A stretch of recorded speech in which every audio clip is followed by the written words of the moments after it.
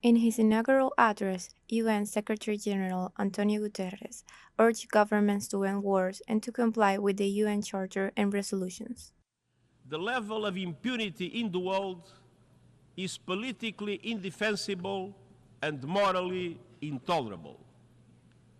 Today, a growing number of governments and others feel entitled to get out of jail free card. They can trample international law. They can violate the United Nations Charter. They can turn a blind eye to international human rights conventions or the decisions of international courts. It is time for a just peace based on the UN Charter, on international law, and on UN resolutions. Meanwhile, Gaza is a non-stop nightmare that threatens to take the entire region with it. Look no further than Lebanon. We should all be alarmed by the escalation. Lebanon is at the brink. The people of Lebanon, the people of Israel, and the people of the world cannot afford Lebanon to become another Gaza. For his part, the president of Iran, Mahmoud Bezerjian, strongly condemned the Israeli genocide against Palestine and urged the international community to put a definitive end to Israeli siege. It is Israel that has assassinated our scientists, diplomats, and even guests on our soil, and supported, both covertly and overtly, terrorist groups like ISIS. Iran, in contrast, has supported popular liberation movements of people that have been victims of 4 generations of the crimes and colonialism of the Israeli regime. We have been siding with the people across the world who have flooded the streets in outrage against Israeli atrocities. We condemn Israeli crimes against humanity. It is imperative that the international community. Turkish President Recep Tayyip Erdogan, during his speech, referred to the challenges faced by the UN member states to bring justice to the Palestinian people. I would like to express here our pleasure to see the representative of our friend and brother Palestine in his rightful place among the member states as a result of long struggles. I hope that this historic step will be the final turning point on the road leading to Palestine's membership to the United Nations.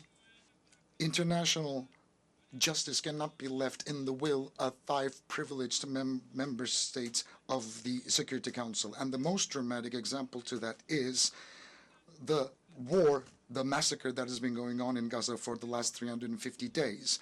And since October 7, 41,000 Palestinians have been killed in the continuous Israeli attacks.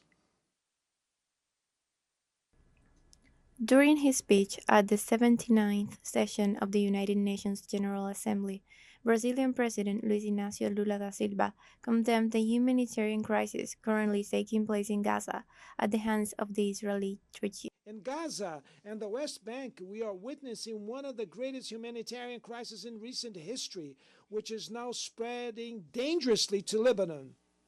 What began as a terrorist action by fanatics against innocent Israeli civilians has become a collective punishment for the entire Palestinian people. There have been over 40,000 fatal victims, mostly women and children. The right to defense has become the right to vengeance, which prevents an agreement for the release of hostages and postpones the ceasefire.